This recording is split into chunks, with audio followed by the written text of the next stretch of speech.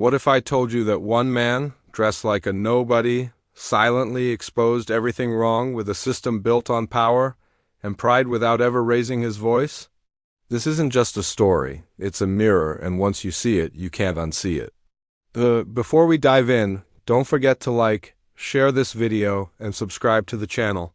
Your support is what keeps us going and helps us bring more powerful stories like this to life. It was a quiet afternoon in Lincoln Park, the kind of day where the wind barely moved and the trees stood like tired sentinels. A few folks walked their dogs, others jogged with earbuds in, and a couple of benches had regulars reading or just enjoying the air. But there was one bench hold, chipped at the edges, near the west fountain, that hadn't had much company in recent weeks. That was where he sat. The man didn't draw much attention at first. His coat was oversized and frayed at the sleeves. The color used to be brown, probably. Now it was somewhere between dust and faded time. A wide-brimmed hat shaded most of his face. His jeans were stiff with wear, and his boots mismatched and scuffed peeked out from beneath crossed legs. On the bench beside him, a crumpled paper bag sat quietly as though it too had nowhere better to be. Most folks passed him by without a second glance. Just another guy down on his luck, probably living on the streets. One of many. But what they didn't know, what no one knew, was that this man wasn't here by accident. His name, at least the one he was using, was Jack Reeves. But behind the beard growth and thrift store clothes was someone most people thought had vanished. John Wick, once a ghost in the shadows of old justice, now back in the light, wearing a new face to ask an old question. How does this city treat the people it thinks don't matter? Down by the parking lot, a police cruiser slowed to a stop. The hum of the engine quieted as the car turned off, and two officers stepped out. The younger one led the way, adjusting his belt like it was too tight. He walked with sharp, deliberate steps that said he was ready to assert control whether needed or not. Rodney Cole, young, sharp haircut, badge polished to a mirror shine. He walked like someone who had something to prove and was always looking for a reason to prove it. Behind him came Matthew Doyle, older, a little heavier in the steps. His eyes moved slower, like they'd seen more than they wanted to remember.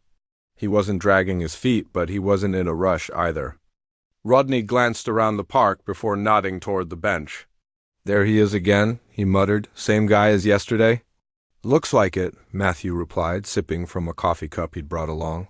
His voice had that tired drawl cops get after too many years and too little change. Rodney straightened his posture and walked toward the bench. His voice was clipped, formal. "Sir, you can't sit here all day." The man didn't move, didn't look up. Just sat there, calm as stone. Rodney took another step forward. "This isn't your front porch. It's a public park. You understand?" Still nothing. Matthew hung back a few feet. He wasn't eager to get involved unless he had to. Finally, the man lifted his head, slowly. The hat still shaded most of his face. But his eyes, cold, steady, met Rodney's without a flicker of fear. Rodney's tone tightened. "You hearing me?" John didn't answer. He just reached down, opened the paper bag beside him, and pulled out a sandwich wrapped in wax paper. He unwrapped it slowly, carefully, like he had no intention of letting someone else set the pace. Rodney's hand moved instinctively toward his baton. Not aggressively, not yet, but it was a reflex. His body said caution before his brain even caught up. "Careful," Matthew said under his breath. "Let's not get ahead of ourselves."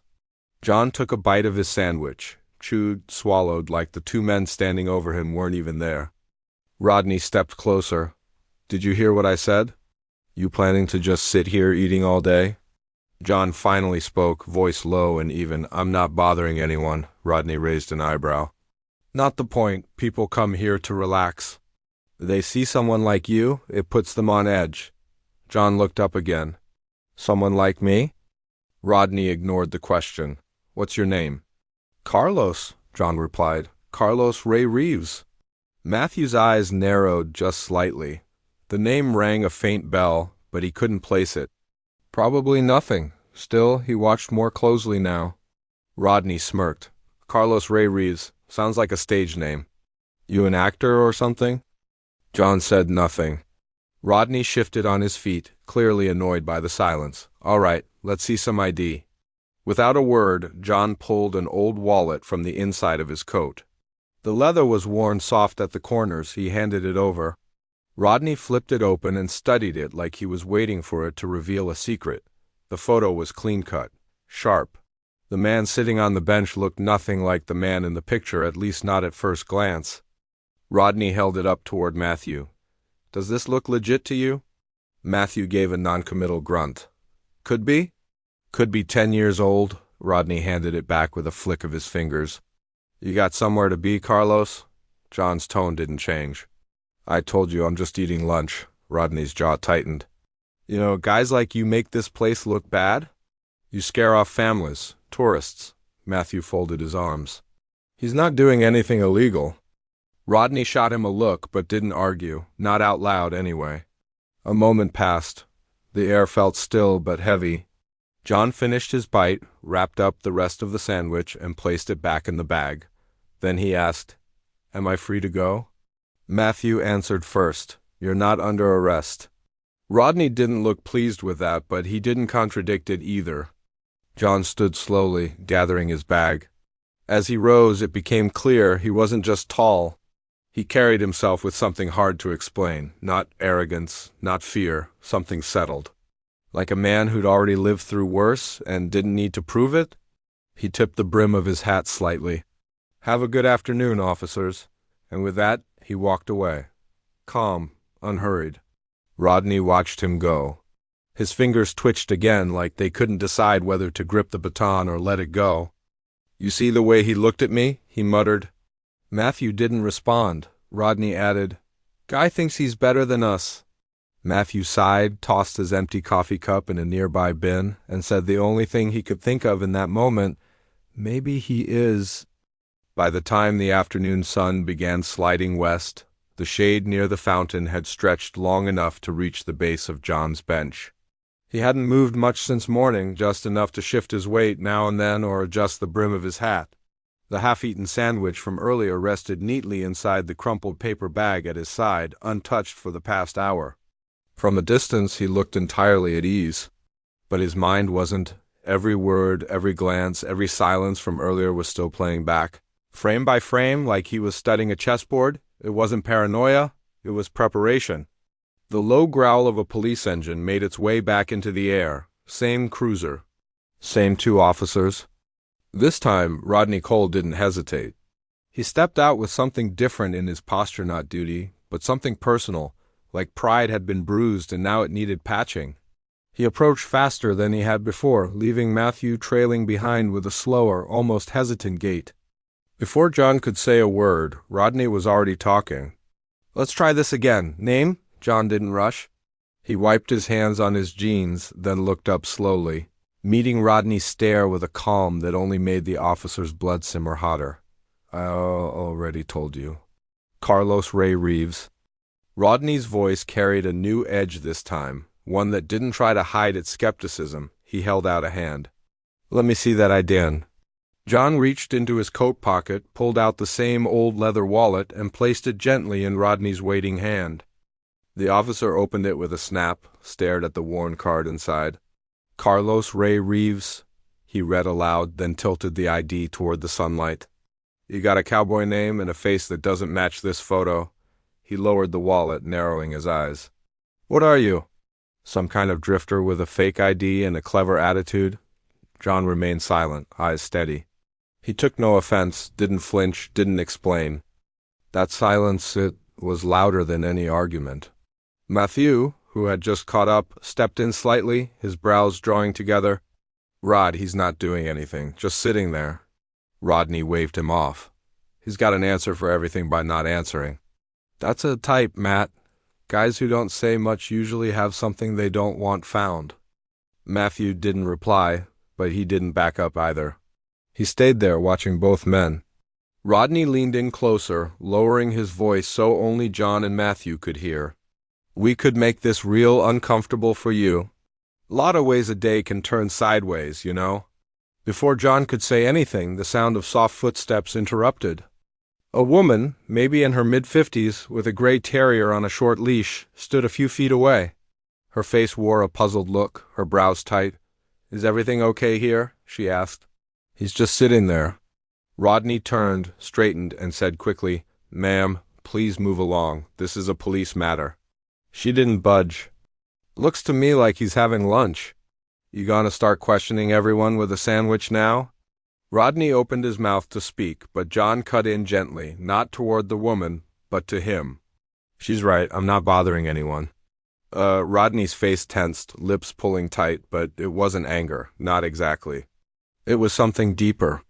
A flicker of challenge, maybe even resentment. The woman gave John a nod before leading her dog away, muttering just loud enough. "Some folks get nervous around decency, I guess."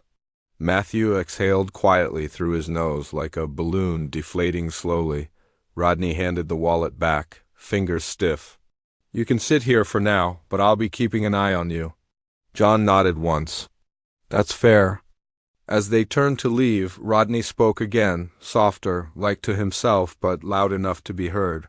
"He thinks he's better than us." Matthew glanced over but didn't say anything. They returned to the cruiser, got in, and the engine faded again into the distance. John watched them go, his hands resting still on his knees. A few minutes passed. No one spoke, no one approached. Just birds, breeze, and distant car horns. Then, from the tree line behind the bench, a man emerged. Late 30s, hooded sweatshirt, jeans that blended into the park's palette. He walked casually, hands in pockets, like someone who was used to not being noticed. He stood at a safe distance and gave a nod. "They're starting to circle." John's voice didn't shift from its usual calm. "They're suspicious, but not sure of what yet." "You sure you want to keep poking this thing?" "That's why I'm here." The man nodded slowly, his shoulders tight. "You're pushing hard." "Not everyone plays by the book, even if the book's in their hand."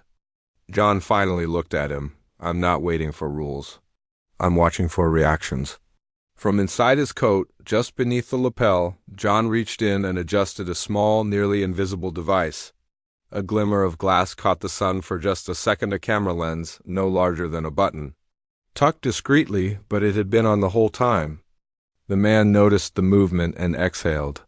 "So it's all being streamed?" "Every word," John replied, "unedited. Just as it happens. To who? To whoever needs to see." The man gave one final glance toward the path where the officers had walked. He didn't look convinced, but he didn't argue either. "Call me if it goes too far." John didn't answer.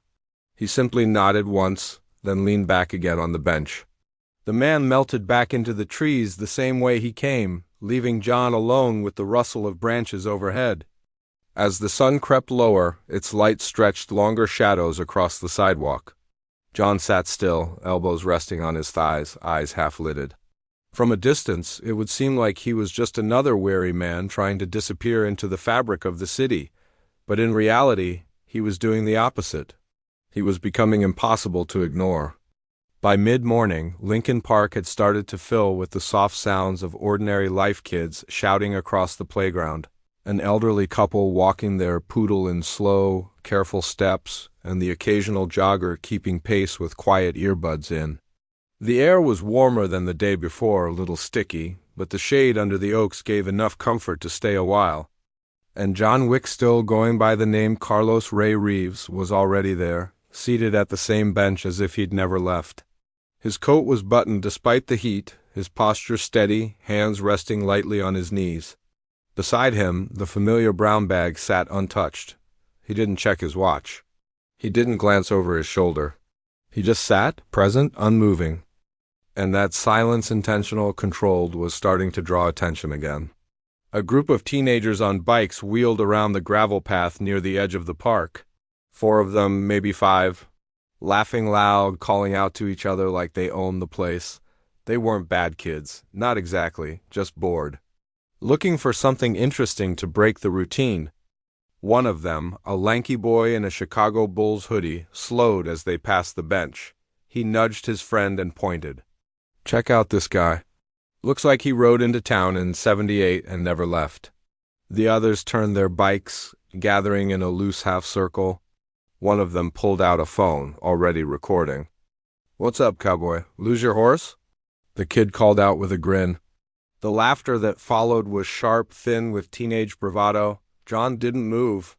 Another boy stepped closer, phone raised, angling for a better shot. "Come on, Gramps. Say something for the camera. What's your story?" Still, John didn't react. The third boy, Freckles, bike still straddled, added, "Bet he used to be somebody. Now he's just park furniture." Finally, John turned his head. "You should move along," he said.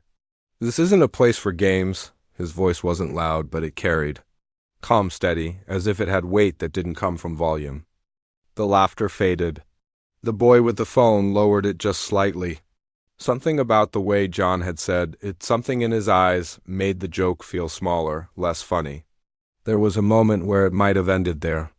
But the sharp squawk of a car radio crackled from the edge of the lot, followed by the heavy thump of a door slamming shut. The cruiser had returned. Rodney Cole was already halfway across the grass, moving fast, jaw tight, eyes locked on the man under the tree.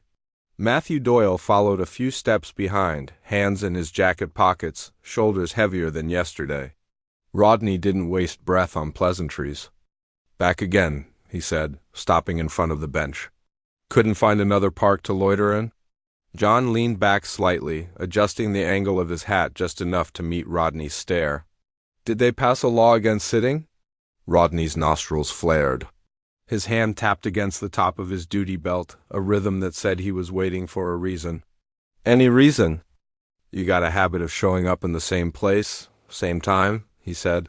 "Folks start wondering what you're really doing." "I like the air," John said simply. "It's cleaner out here." Rodney took a slow step to the side, then another, starting to circle the bench like he was inspecting it for faults.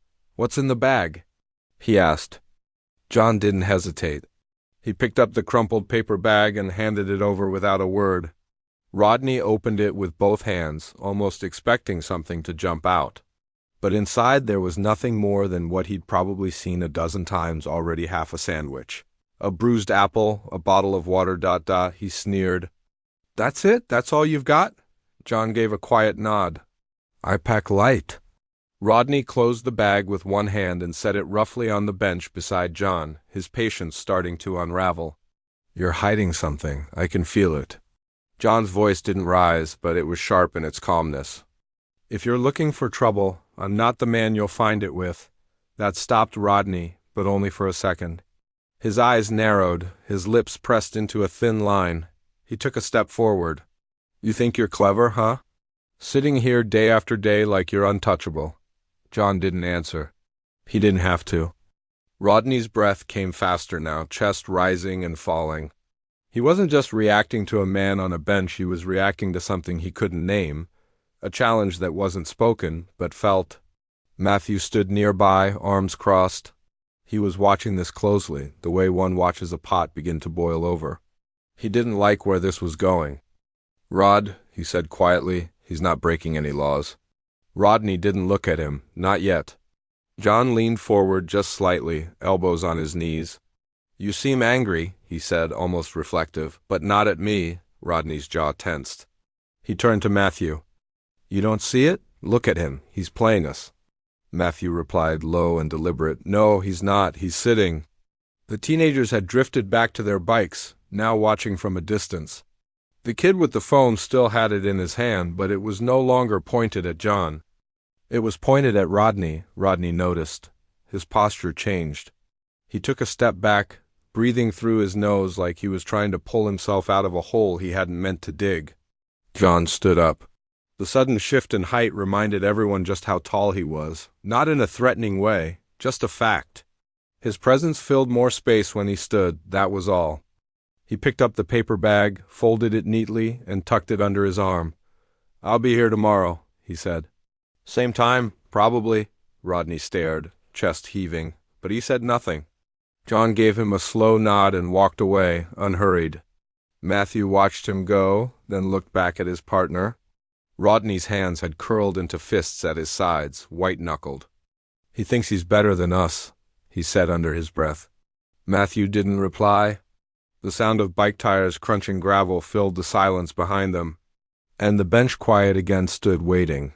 Later that day, tucked between the pages of a newspaper someone had left on a different bench, a live stream replay started gaining traction online. The headline read, "Man harassed in public park for sitting still." The views ticked upward and the comments rolled in. But the man who had started it all? He was already preparing for tomorrow. Not to escape, but to endure. Late afternoon settled over Lincoln Park with a golden softness that made everything look gentler than it was. The sun filtered through the high canopy, turning patches of grass into pools of amber light. The fountain murmured in the distance, mixing with the quiet rustle of squirrels chasing each other near the edge of the walking path. John Wick sat back on the same bench as if he belonged there more than anyone else. Same coat, same hat, same stillness. There was nothing about him that looked rushed or anxious. That's what made it all the more unsettling for those who didn't know what to make of him. But this time, something had changed. The neighborhood energy had shifted. Some people now avoided the bench entirely. Others watched him for a beat longer than usual before turning away. Word, it seemed, was spreading. Not just about the man himself, but about the reactions he was pulling out of those around him. Then, across the parking lot, a familiar cruiser rolled in again, but this time only one door opened. Rodney Cole stepped out, alone. There was no sign of Matthew Doyle. Rodney's pace was different today, faster, tighter. His shoulders were squared like armor, but there was a tremor underneath it all. His eyes locked on John like a man who had spent too many sleepless nights stewing in his own certainty. John didn't move. He didn't even glance up. Rodney reached the bench, exhaling through his nose. "I've had enough of your games," he said flatly. John kept his eyes on the open park ahead. "What game? I'm just sitting." Rodney took a step closer. His voice dropped, but not in volume, just in control.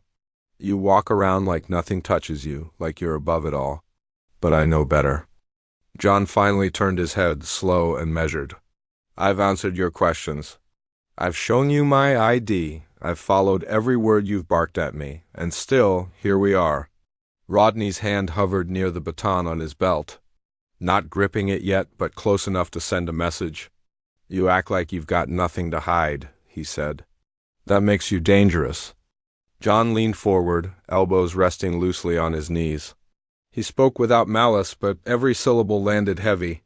"You're afraid of a man eating a sandwich on a bench. So tell me who's really dangerous here?"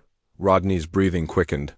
His fingers twitched once, then again, before he snapped the radio off his shoulder and pressed the button hard enough to make it crackle.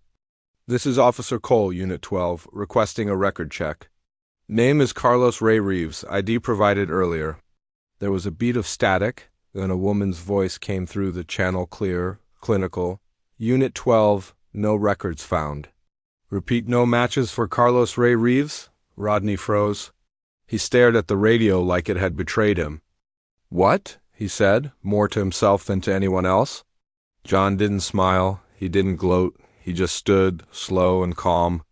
Rodney tilted his head up slightly to maintain eye contact. John was taller than he'd assumed. And now that they were standing toe-to-toe, the weight of that presence couldn't be ignored. "That ID's fake," Rodney snapped. "You think you're clever?" "You're trying to make me look like a fool." John's reply was soft. "You're doing that all on your own." For a moment, the world seemed to still around them. The breeze held its breath. Even the leaves quieted on the trees above. Then, from the far edge of the lot, another car pulled up. A black unmarked sedan low profile, but unmistakably official. The door opened with purpose, and a woman stepped out. Neatly dressed, blazer sharp, stride confident. She wore no smile, no visible rank, but the badge on her hip and the weight of her demeanor told everyone exactly who she was.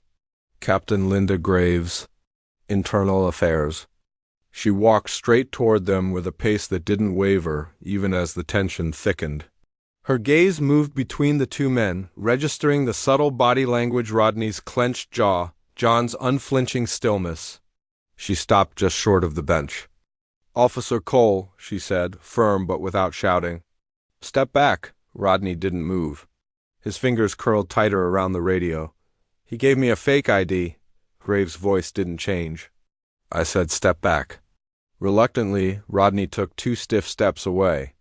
Captain Graves now turned her attention to John, and though her tone softened, It still carried the authority of someone who'd spent her entire life reading between lines. "Sir," she began, "I understand this has gone beyond a routine encounter. May I ask who you are, really?" John reached inside his coat, not abruptly, but with deliberate clarity. Rodney's shoulders stiffened, but Graves didn't flinch. From his inner pocket, John pulled out a smartphone, sleek black screen already glowing. With a swipe of his thumb, he opened an app. The screen displayed a viewer count numbers rolling upward like a gas pump, well past the 7-figure mark. John held the phone up so they could both see it. "This has been streaming live since yesterday," he said. "Everything that's been said. Everything done? Every word? Every gesture?" Graves leaned in just enough to verify what she already suspected. Then John added, without raising his voice, "My name is John Wick." Rodney took an involuntary step back. Graves blinked once. "Just once," John continued. "And the reason I'm here isn't to provoke anyone. It's to witness what happens when a man's presence is treated like a threat." No one spoke for a moment. Even the breeze returned, whispering through the trees, brushing past their shoulders like an audience listening in. Rodney stood motionless, the certainty that once fueled his steps now draining out of him like a slow leak. Captain Graves glanced between the two men.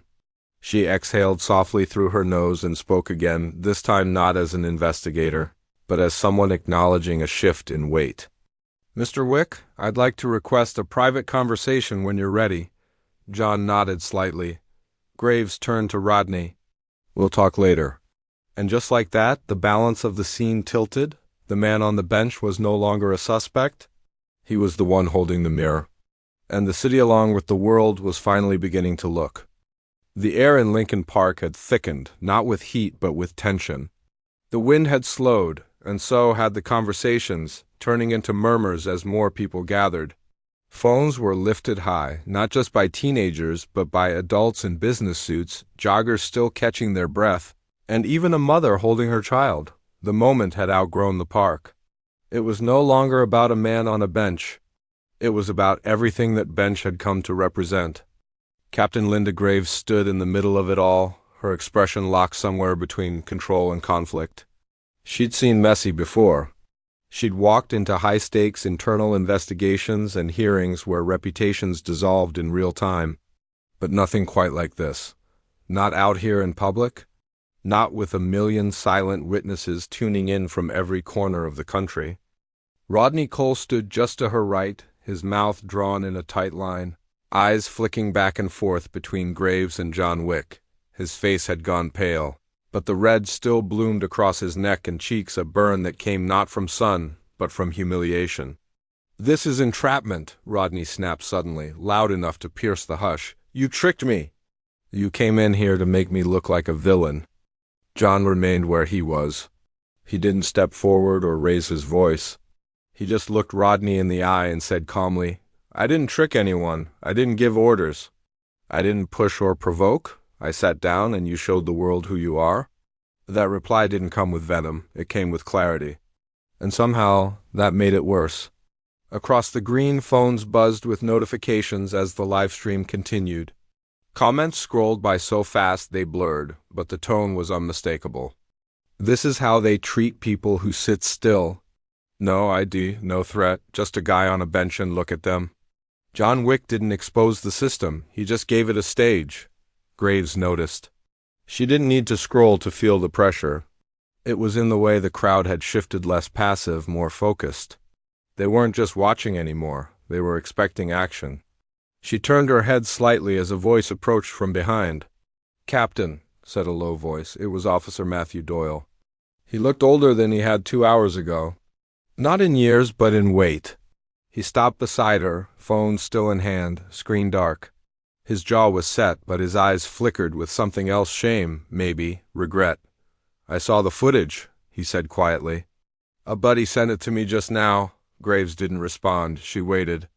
Matthew continued, barely above a whisper. "I stood there and said nothing. I watched it all happen. I knew it was wrong. But I just stood there." Graves turned toward him, her voice soft but firm. "Then maybe now's the time to say something that matters." Matthew looked at her, then at John, and then at his partner. Rodney was still fuming, still trying to hold on to some thread of control that was slipping through his fingers. Graves faced Rodney fully now, her voice returning to its command tone. "Officer Cole, hand over your badge and weapon. Effective immediately, you are placed on administrative leave pending investigation." Rodney's mouth dropped open, but no words came out.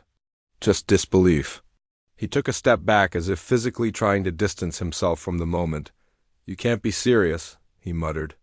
Graves didn't flinch. "Now," she said again. The silence that followed was deeper than anything they'd experienced all day. Rodney's hands were slow, hesitant. He unclipped his badge first, holding it with a kind of reluctant reverence. Then the sidearm. He hesitated with that a moment longer, then finally set it in her outstretched hand. He looked like someone handing over the last piece of armor in a battle he knew he'd lost. As she stepped toward the cruiser with the gear in hand, the crowd parted without being asked. No one cheered, no one clapped. It wasn't celebration, it was reckoning. Rodney's voice cracked behind her. "You think this makes you a hero, Wick? You think humiliating a cop in front of a camera changes anything?" John turned to him. His tone hadn't changed. Still calm, still direct. "It doesn't make me a hero. It just holds up a mirror." Rodney stared at him, face tightening, jaw clenched so hard his neck muscles twitched. But he didn't say another word. Graves gestured toward the back seat of the cruiser, and Rodney got in without resisting. Matthew remained where he was, not moving. He looked out over the park like he was seeing it with new eyes. The bench, the trees, the fountain, the people. All of it seemed somehow different now. He turned to John. For the first time, their eyes met, not as strangers on opposite sides of a badge, but as men who had both seen something they couldn't unsee. John gave him the smallest nod, not forgiveness, not alliance. Just acknowledgement. Graves returned and stood beside Matthew. "I don't know what happens next," she said quietly, "but I know this moment's going to be watched 1,000 times. It'll be dissected, debated, politicized, and it started with a sandwich." John looked out across the park, the breeze stirring the edge of his coat. "It started with someone thinking silence was protection," he said. "It ends when silence becomes impossible." From a distance, a few more news crews were arriving, microphones, tripods, bright lenses catching the sun. The bench, for now, was empty. But the story was just beginning. The sky over Lincoln Park was a different color that day, a dull slate gray, heavy with clouds that hadn't yet decided whether to rain or simply linger. The usual rhythm of the park felt muted. Fewer kids played. Fewer joggers circled the gravel loop. Even the pigeons seemed quieter, picking at breadcrumbs near the benches with cautious steps. John Wick sat in the same place, his coat buttoned despite the humid air. This time he wasn't just sitting still. He was feeding the birds, small motions, steady hands.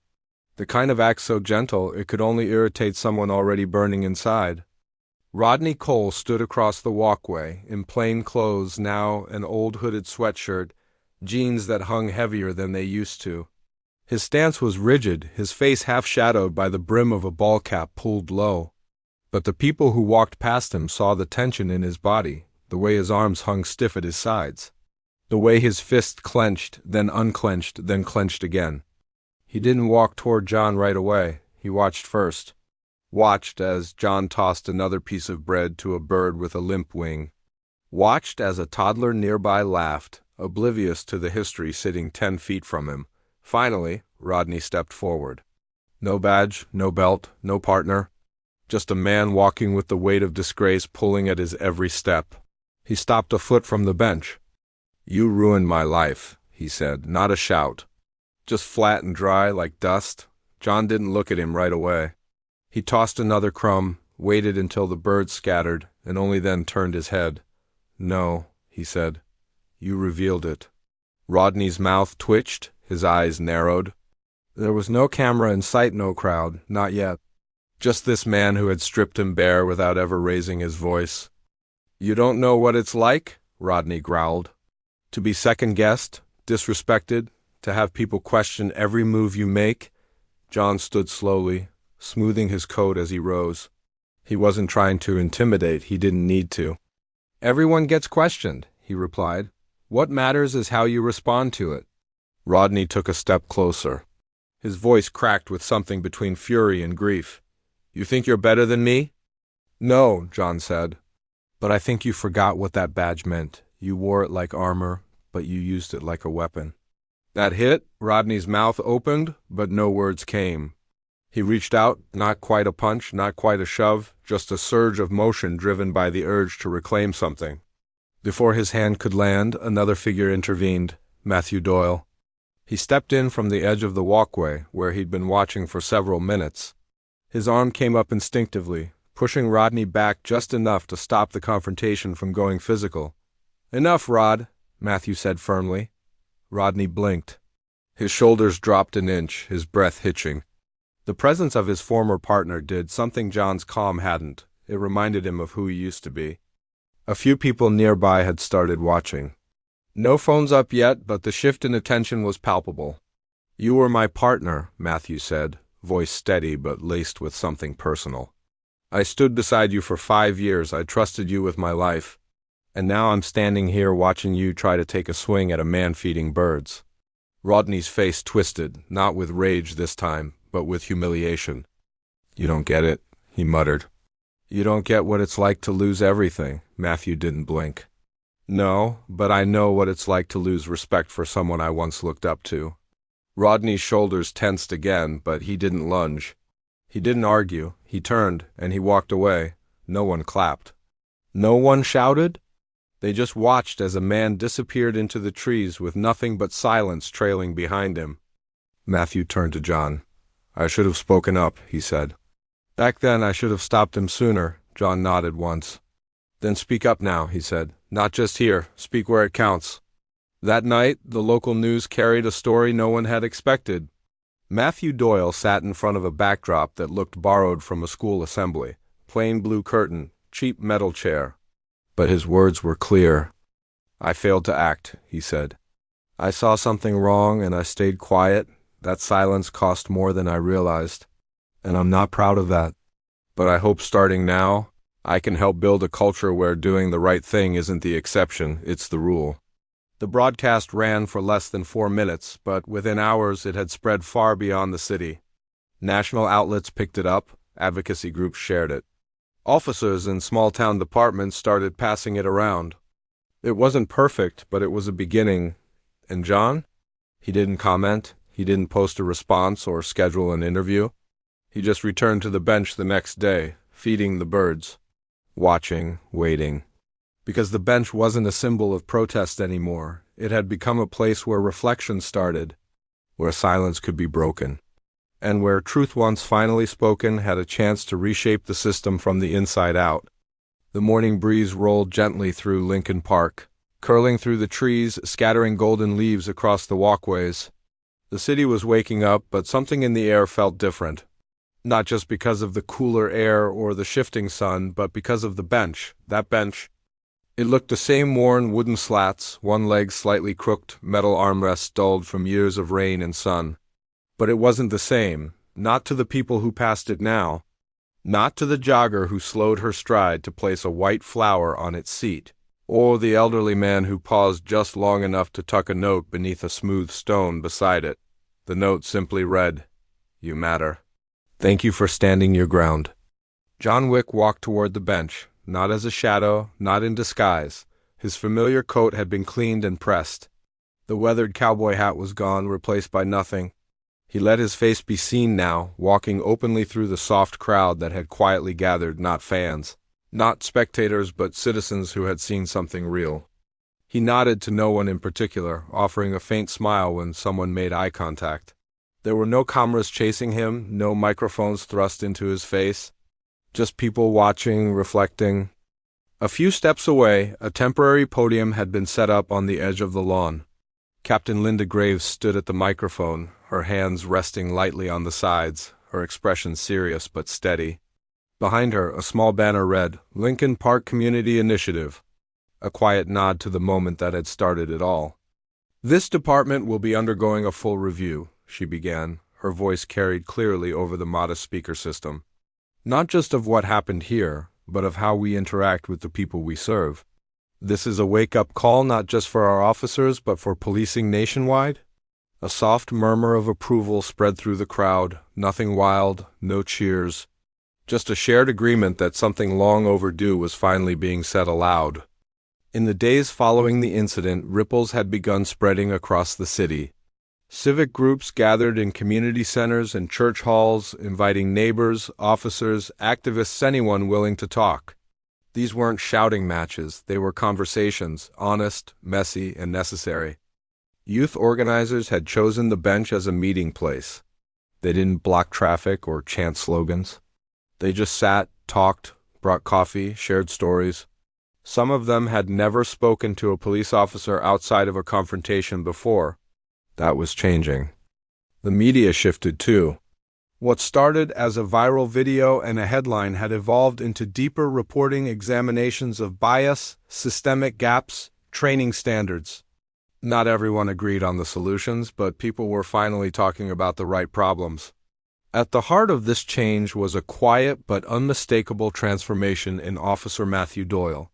He'd been invited somewhat reluctantly at first to lead a new initiative focused on bridging trust between law enforcement and the public. It wasn't a promotion. There was no title. Just a task, rebuild what had been broken. He spent 3 days turning it down. Then one evening he found John again. They didn't talk long. Matthew looked at the ground as he spoke. "I'm not sure I'm the right person for this." "Not after everything I didn't do," John didn't argue. He just looked him in the eye and said, "Change doesn't start with perfection. It starts with honesty." That was enough. Now, just a few feet from the bench, Matthew stood at the same podium Graves had used that morning. No uniform. Just a light shirt, slacks, and a nervous hand gripping the edge of the wooden lectern. He took a breath. "I made a mistake," he began. "Not the kind that makes the papers, the kind that eats at you in the quiet. I stood by while something wrong happened, not once but twice. A beat passed. I thought staying silent made me neutral. But silence isn't neutral, it's consent. No one moved, not a whisper. I became a police officer to keep the peace. But peace without justice isn't peace, it's quiet compliance. And I won't be that anymore." His voice grew steadier. "We're not just peacekeepers, we're mirrors of the justice we claim to serve. And from now on, I want to reflect something better." When he stepped down, no one clapped right away. The moment held too much weight. But then someone placed a hand on his shoulder, another nodded. And gradually the silence gave way to something warm, quiet but certain. Back by the bench, John stood watching. He didn't speak to the press, he didn't issue a statement. He just sat. A boy nearby offered him a juice box. He accepted it with a smile, took a sip, and leaned back against the old wood. Around him, the city was still buzzing, still imperfect, still flawed, but no one looked at that bench the same way anymore. And maybe that was enough for today. The sun had already begun its quiet retreat behind the skyline, casting a long amber glow over Lincoln Park. The benches, trees, and walking paths took on a kind of golden hush, as if the entire park had paused for breath. Cicadas chirped faintly from somewhere off the path, and the steady hum of traffic echoed from the nearby avenue. But here, in this little corner of the city, it felt like time had slowed. John Wick sat on the same bench that had once been just another seat in the park. Now it was something else entirely. He sat without his disguise, without the tattered coat or lowered hat. Just himself, in a plain shirt and jacket, hands folded gently on his lap. There were no cameras, no reporters, no curious onlookers with phones held high. Just the quiet. He took out a pen from his pocket and a small folded sheet of paper, nothing grand, just something torn from a notebook. He paused for a long moment, then leaned forward and placed the paper on his knee. With slow, deliberate strokes, he began to write. "To the next person who sits here. Your story matters. Don't let anyone tell you otherwise." He folded it once, twice, then carefully tucked it beneath the edge of the bench, sliding a small pebble over it to keep it in place. The breeze picked up, brushing against his shoulders. A few leaves chased each other across the path.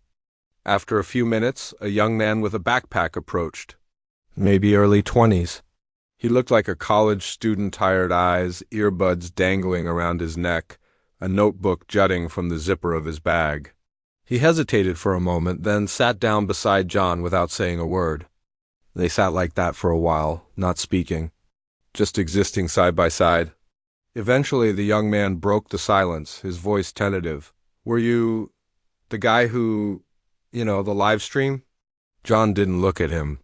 He just let the silence settle again for a breath, then replied simply, "It's not about who I am. It's about what we choose to do when no one believes we matter." The young man didn't ask anything else. He didn't have to. A few blocks away, televisions flickered in diners and family homes. News anchors discussed the ripple effects of the live stream. Not just the views, though those had reached staggering numbers, but the tone, the shift. Something had changed. Not overnight, but meaningfully. On talk shows, debates unfolded over coffee mugs and audience applause about courage, surveillance, power, and accountability. One guest called it performance, another called it necessary. But even disagreement had a different feel now, less like division, more like reckoning. On social media, new conversations took root. People shared their own stories, times they'd been judged by appearances, silenced in meetings, overlooked in crowds. The hashtag was simple, #YourStoryMatters. Others used #BenchOfTruth to tag photos of their local parks, benches, or quiet places where they'd once felt invisible. One teacher posted a picture of her classroom with a circle of chairs around a taped square on the floor. The caption read, "This is our version of the bench. Come sit, come speak." At a high school in another state, a history teacher paused the projector after playing a few minutes of John's live stream, the part where he calmly told Officer Cole, "You're doing that all on your own." She turned to her class and asked, "What do you think this story teaches us?" A girl in the second row, quiet, always in the back, raised her hand slowly. "That silence is powerful," she said. "But so is standing up. Even if all you do is sit down and not move." Across the classroom, heads nodded. And in 1,000 other rooms, parks, and porches across the country, that bench became more than a piece of city furniture. It became a question, a mirror, a challenge. Back at Lincoln Park, dusk had deepened into early night. Streetlights flickered on, casting their pale orange glow onto the pathways. John stood slowly, his knees creaking a little louder than they used to. He gave one last glance to the bench, to the paper tucked beneath it. Then he turned and walked toward the edge of the path where the city met the trees. As he faded into the dark, his voice carried not aloud, but as if remembered words that had once been whispered into a camera, now echoing louder than ever. Change doesn't happen when people are caught. It happens when people start caring, even when no one's watching. Sometimes all it takes to challenge an entire system is one man sitting on a bench, silent, steady, and unwilling to look away. This story reminds us that dignity doesn't come from status, but from how we choose to treat others, especially when no one's watching. What would you do if the world assumed you were invisible? Would you speak out, or would you sit and let the truth speak for itself?